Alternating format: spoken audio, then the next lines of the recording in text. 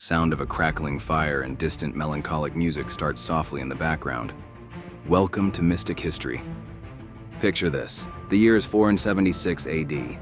A teenage boy, mockingly called Romulus Augustulus, the little emperor, is stripped of his purple robes.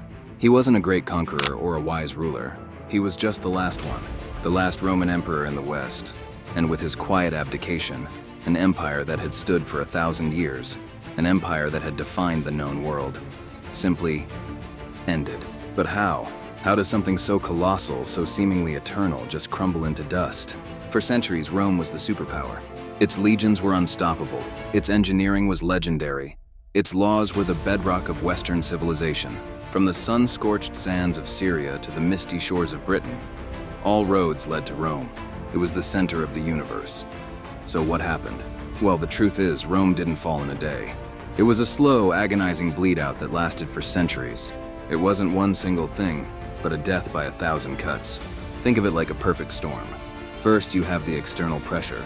For years, wave after wave of what the Romans called barbarian tribes, Goths, Vandals, Huns, were pressing against the borders. These weren't just mindless hordes.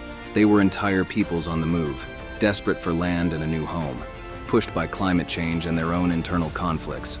The famous Rhine River froze solid in 406 AD, creating a literal highway for tens of thousands to pour into Roman territory. The borders, once impenetrable, were now porous. But the real rot, the decay that truly doomed the empire, was happening from within. Imagine a society stretched to its breaking point. The empire had become too big to govern effectively.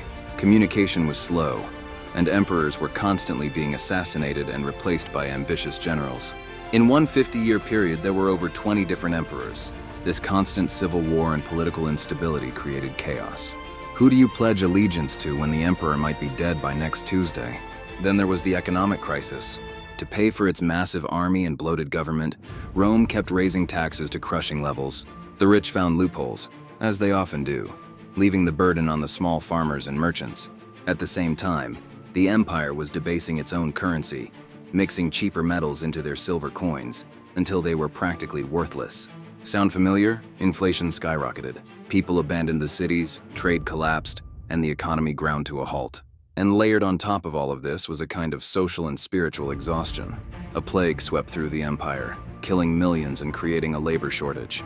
A new religion, Christianity, was spreading like wildfire, offering a message of hope in the afterlife that, for many, was more appealing than serving a dying, corrupt empire in this one.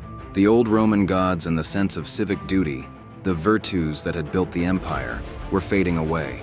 So when that final barbarian chieftain Odoacer deposed the boy emperor Romulus, he wasn't conquering a mighty empire. He was more like a caretaker walking into an abandoned mansion. The lights were already out. The family was long gone. He was just turning the key in the lock for the last time. The fall of Rome wasn't an event.